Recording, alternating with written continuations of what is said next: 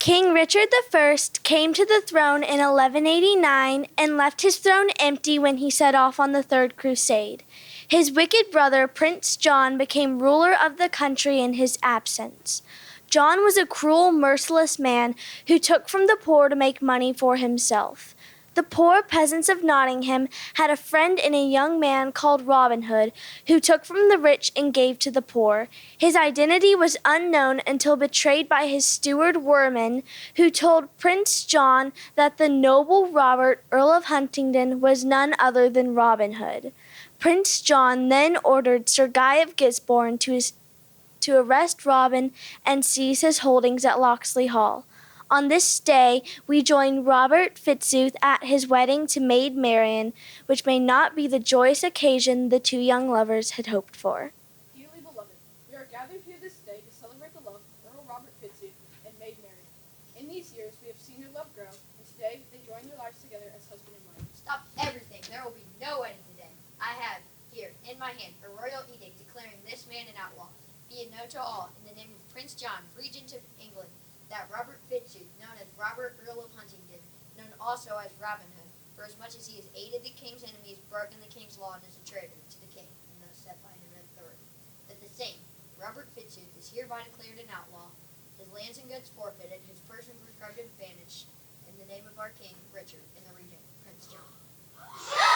Stay calm, my dear guest. Let not your minds be troubled. I will deal with this interruption. Now then, both you and the sheriff will call me Robin Hood, and you and Prince John shall live to fear that name, you and others like you, as long as I reign in Sherwood, and wherever wrongs need to be righted, until King John returns from the crusade, and there is once again peace in the fair land of England. Lady Mary, did you give your love to the Earl or to plain Robin Hood? I gave my love neither to his Earl nor to his Earl, but to him the man who I love is my fellow I shall be.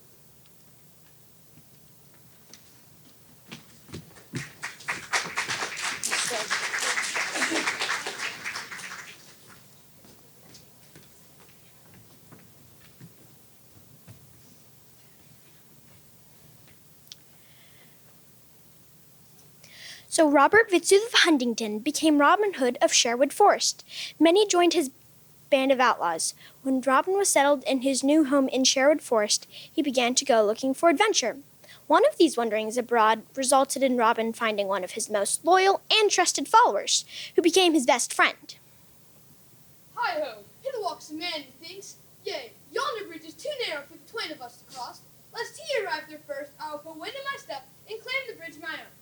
Alcadea, I see your tricks. Out of my way, little boy, unless you want to be dunking in the stream. Fie upon it! You are tall in truth. You are no match for my speed and cat-like reflexes. Get back off this bridge until I have crossed. If you refuse, I can assure you, you will be the one getting dumped. By the root, I'll break your face first and throw you into the river afterward. You talk like a blamed donkey. If I were to bend my bow, I'd send an arrow through your proud heart before you could reach me with your staff. If I talk like a donkey, you talk like a coward. You stand there well-armed with a good-long bow while I will need a staff and a will out of your reach. I scorn the name of a coward. I will lay aside my weapons and challenge you with a quarterstaff like yours. Stay there until I cut one of the thing. Here I stand, 1 foot on the bridge, till you are ready for a cold bath in the stream. Lo, what a strong staff I have, the very thing for knocking insolent rogues into the water. Let's fight here on the bridge, so that if one of us goes in, there will be no doubt who has won, and the victor may go on his way without getting wet. By all means, I'd rather not hurt you, but I will.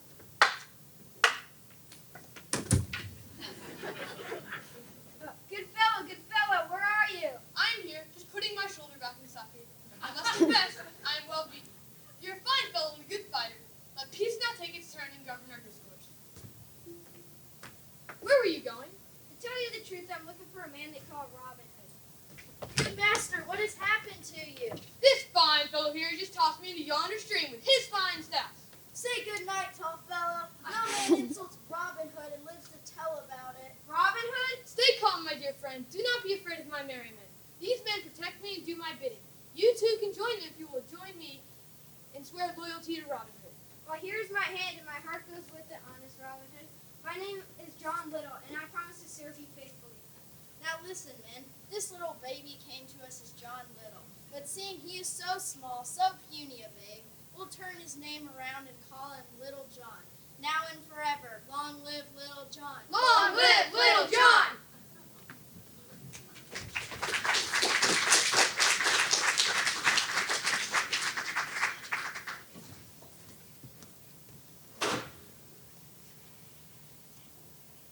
Next to join Robin's faithful group in the greenwood was Friar Tuck. Before meeting Robin Hood, Friar Tuck was living in a hermit cell by a river. He ferried people across on his boat for a small fee. Robin Hood has just come upon Friar Tuck sitting by the river. Now then, my fine fellow, come and ferry me across the river. All in good time, my son, all in good time. He could have swam across the river if he weren't so lazy, and the wedding would do him good, but I am a righteous man who has vowed to serve others. Now then, let's see how much money you have. Surely, good brother, you would not rob me. No, I only asked for money from the poor. No man should be forced to give to the poor unless he wants to. But my job as a priest is to encourage you to give money to the poor. I'll do this however I have to. Okay then, come and search me.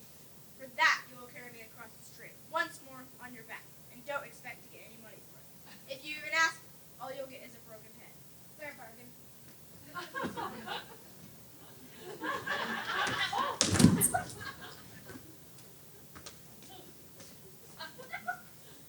What say you we call a truce? Will you shake my hand?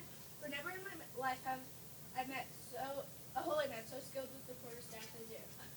Let us make peace now and go to your home, where we will surely be able to feed such a poor wanderer as me.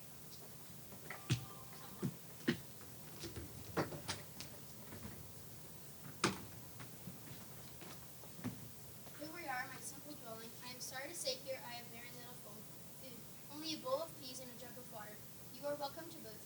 I generally have peas first and then water, but sometimes I put the peas in the water. It seems, holy brother, that a few peas and a jug of water have fattened you up quite well. Surely a man who lives upon a handful of peas is so. Surely it is a miracle that a man who lives upon a handful of peas is so round, or so strong a fighter as you. Perhaps you could find something a little richer for us to feast upon. Wink, wink, nudge, nudge. I do have a penny. Mayhaps a whole penny might change your mind. A nod is as good as a wink to a blind horse. If you have judged right well. If your penny bites silver, your plate will be silver.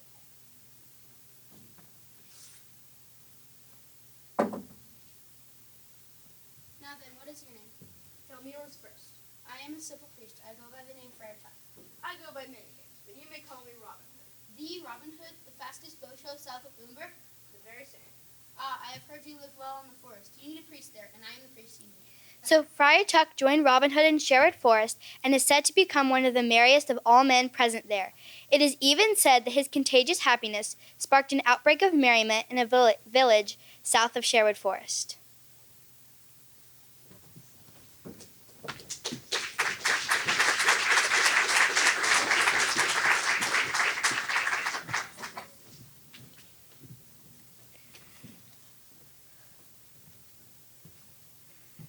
Meanwhile, as Robin's group of merry people continued to grow, Marian was determined to join them in Sherwood. So long as she lived in her father's castle, she was under his power, which meant that he could decide whom she would marry. Sir Guy was aware of this, and wants Marian for his own, so he decided to visit the castle to try to influence Marian's father through flattery. What Marian needs is a husband. Yes, a husband would be the best idea for her and her silly ideas of joining Marian and Sherwood. And I could be just that husband. I will have no man to choose him, father, unless he's my choice also. My choice is and will always be the brave Robin Hood. Where are you going? I'm leaving. Don't leave the torch lit for me. I'll be in Sherwood. You will do no such thing. Watch me. I'll have up the drawbridge. Rick! Go raise the bridge. Aye, sir. Right away. Then I will swim the boat. Mabel, bring me my swimsuit. Yes, ma'am. Then I will secure the gates. Jasper, go walk the gates. And I will jump from the castle wall. Shelley, bring me several pillows and a first aid. Yes, ma'am. Then I'll lock you in a room. Sal, bring me a padlock. 1 pound for the least. Then I will shut the curtain and escape through the window. Delilah, bring my sewing kit. Yes, my lady. Then I'll lock you in the tower where you only see light through a keyhole. Sean, throw some fresh hay in the tower dungeon. Marian just makes reservations for one. Yes, sir. Then I'll find some other way to escape. Father, if you let me go freely, I'll return back to you. If you lock me up, I'll never return. I can see you won't be swerved from your aim. You are quite a puzzle to me, dear daughter, but my blessing is upon you. So Marian left her father's castle to live in the forest with Robin Hood, yet Chagai did not desist from his plans to marry her. Meanwhile, hearing that Prince John was at Nottingham, Robin Hood walks along the edge of Sherwood disguised as a forest ranger. He hopes to meet some forester and learn of Prince John's intentions. As he strolled along the road, he sees a young man dressed in forest attire with a sword at his side. Hey, good fellow. What news there today is a good seeing Nottingham? I go about my own business. The news is that Prince John is going to put down the outlaw in the forest. About time, too. What do you, my fine fellow, with that sword? I mind my own business, which I would the other one didn't show at the likewise. My business would like such things. Tell me and my sword would course it from you in. Two can play that game. Hold your hand, fine fellow. You fight too well to be wasted like this. Come, throw your old Robin Hood. Be one of his men. Are you Robin Hood? Robin Hood I am, and no other. Oh, Robin, do you not know me?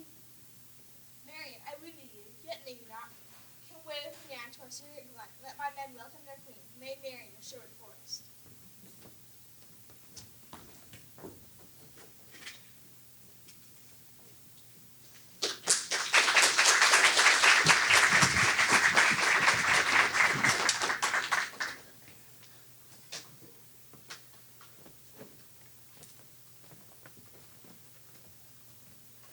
So Marian moved to Sherwood Forest. Sir Guy was jealous and wanted to capture Robin Hood, but by doing this, he would have to win a favor with Prince John and eliminate his rival for Marian's hand in marriage, but it would be some time before he showed his face again. Soon we meet another villain, the shape-shifting witch Mother Maudlin, who disguises herself as Maid Marian.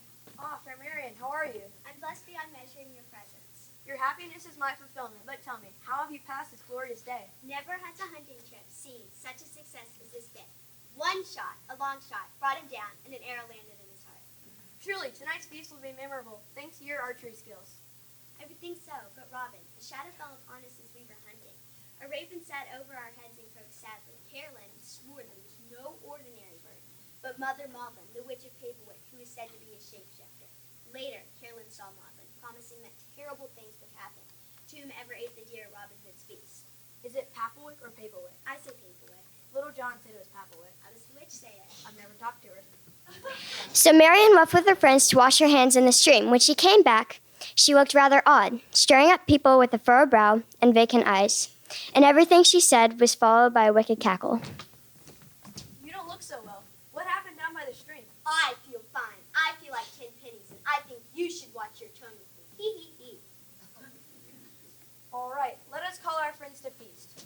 Friends? They should not feast on such a fine deer as this. A starved sheep's carcass would suit them well. Scarlet. Bring this deer to Mother Maudlin, for she is such a wise woman. Marian, what are you saying? I shot the deer, and I'll give it to whomever I want. Robin, you're being irksome, and I tire of your presence. I think we should take some space, so I can think of new curses and make new potions. So you can do what? I mean, go to my devotions and read new verses. Marian is acting crazy. I think I better go speak with her.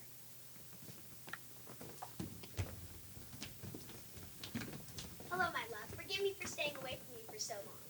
And now you dare call me your love? After you declared that our guests weren't fit to eat the deer you shot? And after you sent the meat to Mother Maudlin? What? Either you are joking or you have been deceived. What is happening? Could it be? No. But maybe? But it couldn't. What is it? Aye, kind Marian. Sent me a deer, Marian did. A whole deer for poor old Maudlin. The fattest deer I ever saw. Oh, such happiness for a poor old woman. I shall go crazy with joy. Surely, good mother, there must be some mistake. If I indeed give such an order, some madness must have come upon you. Do you dare take back the gift that you have given me? No, Maudlin, I did not give you the deer. I gave it to our friends, the shepherds and the shepherdesses. You and your beast are cursed. Cursed, I say, cursed. The spit stands still and no to its turn. Before the fire, but let it burn. Those sides and haunches till the whole converted beast into a coal. The stinking dropsy enter in your filthy cook and swell his skin. The pain and cold doubt begin to prick and itch from toe to shin, and cramps the cook with every limb. Before you dine, all this on him.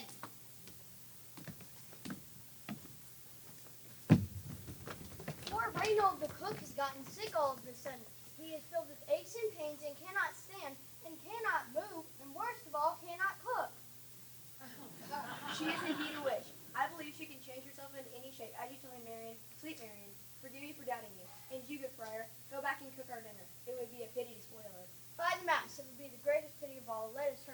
our dinner.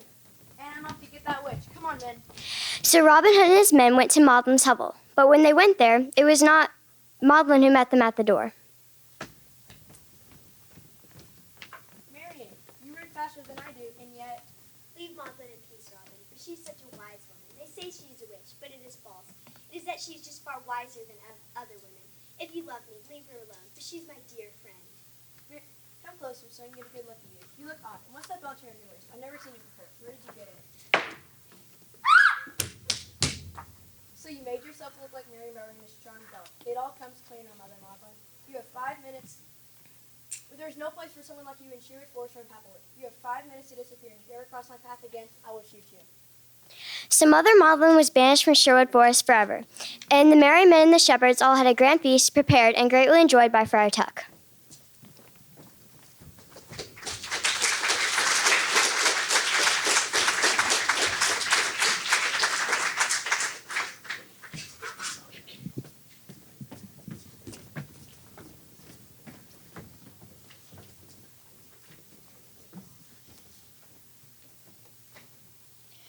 We now return to the legend surrounding Sir Guy's pursuit of Maid Marian.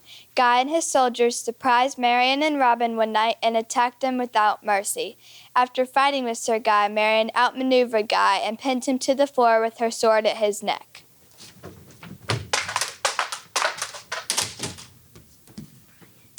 Surrender and command your men to drop their weapons, or I will slay you here and now. Mercy, good sir. Put down your swords, men. We are being... Guy of Gisborne, I have you my mercy. Marion, I have always been at your mercy, for it is my love that has made me try so hard and so often to take you from Robin Hood. Sir Knight, you have threatened the life of my lord Robin Hood many times. It is a threat to my life as well, because I could not go on living without Robin. You know I would rather die than that. Let me strike off his head. We have been troubled by this false knight too long. If he lives, our friends will continue to be in danger. Not so. Sir Guy, you must swear by your knighthood not to take vengeance on these good friends of ours who have helped us. And you must swear not to pursue Robin Hood or me ever again. If you agree to these terms, you shall live. And if you break this oath, I will have no more mercy on you. I swear to abide by these terms by the honor of knighthood and my hope of salvation.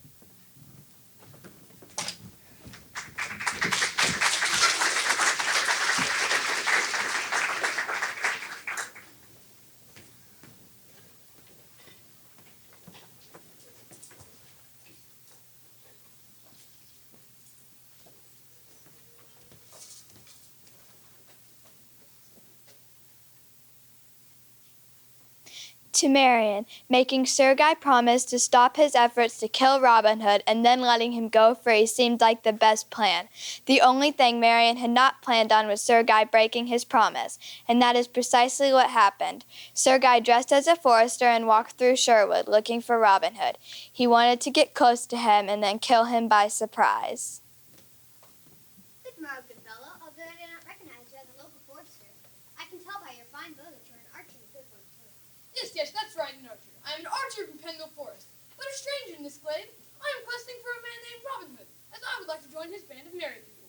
Follow me then, and I shall easily guide you to Robin Hood. Robin Hood, your life is now over! Sir Guy, you are a coward and a traitor. Will you not meet me man to man and sword to sword? There's no shame in that. I'm as nobly born as yourself, and you know it. To shoot an unarmed man is cowardly and shameful.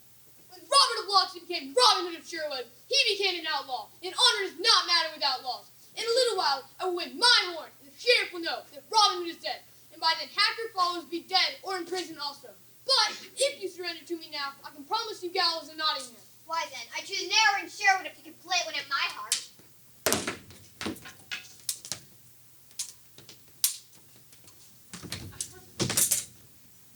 There lies a false and dishonored man, but in his death he may still do good.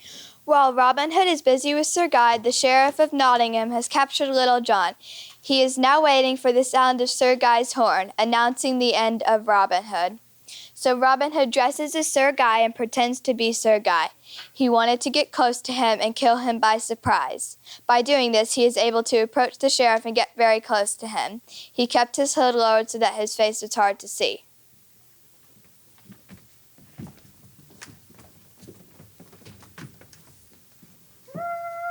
Did you hear that? Listen, that's Guy's horn. That means he's killed Robin Hood. That's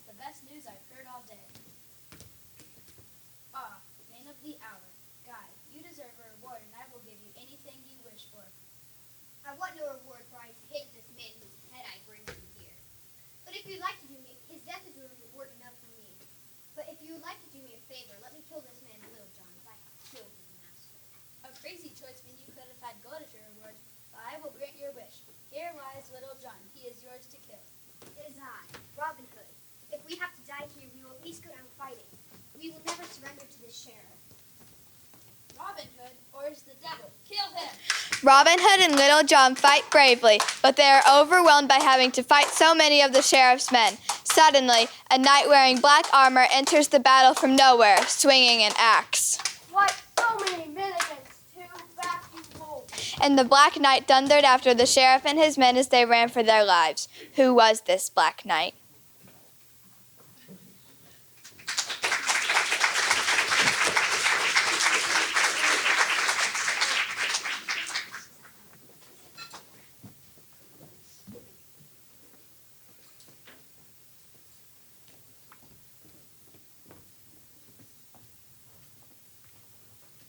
So Prince John continued to send his followers after Robin Hood to kill him, even after the death of Sir Guy. Finally, he took matters into his own hands and went to Sherwood to capture Maid Marian when he knew Robin Hood was not there. So here's the tiger's inner den. Marian, at last, after all these years, we meet again, and not to part so quickly as last time. Come, you cannot escape. Robin Hood will not save you. I made sure he was busy before I came for you. Back, you wild beast! Prince or no prince, this sword is between us, and I can use it as well as any man to defend myself until Robin comes. Quickly, catch her, you fools! Curse you for your slowness. If you had caught her quicker, she wouldn't have blown that horn. And at every moment we delay, we are in danger. Robin Hood will rush to the sound of that horn. Now we have her. Come quickly, my pretty, or we'll have that dog Robin Hood barking at our heels. At this point, an arrow flies through the air, hitting John between his thumb and his forefinger, cutting him to the bone. Had Robin not just run nearly half a mile, the arrow would have destroyed John's hand, making him have trouble signing the Magna Carta. Prince John, you must be tired of fighting with Hood. Turn and fight with me instead.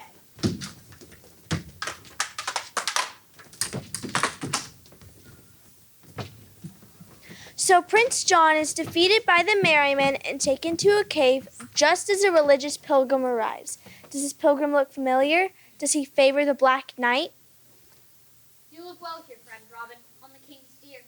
We do kill the king's deer for our meat, but I don't believe we break a law that is fair.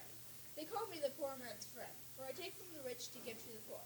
But never in my life have I taken from anyone who is honest or worthy. And come now, we may be thieves, but we are thieves of honor, and you do not dishonor yourself by sharing a meal with us. That is, unless you shrink from eating the king's deer. Drink why I feel as if they are my own enemies, and am as hungry as if I had walked all the way home from Jerusalem. Then come and drink with us.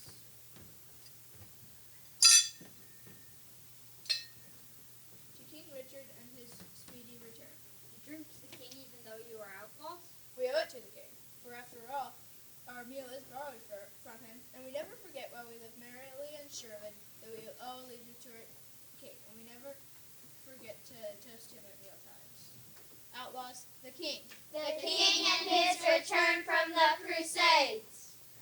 When the meal is over and the toasts have been drunk, Robin remembers he has a prisoner.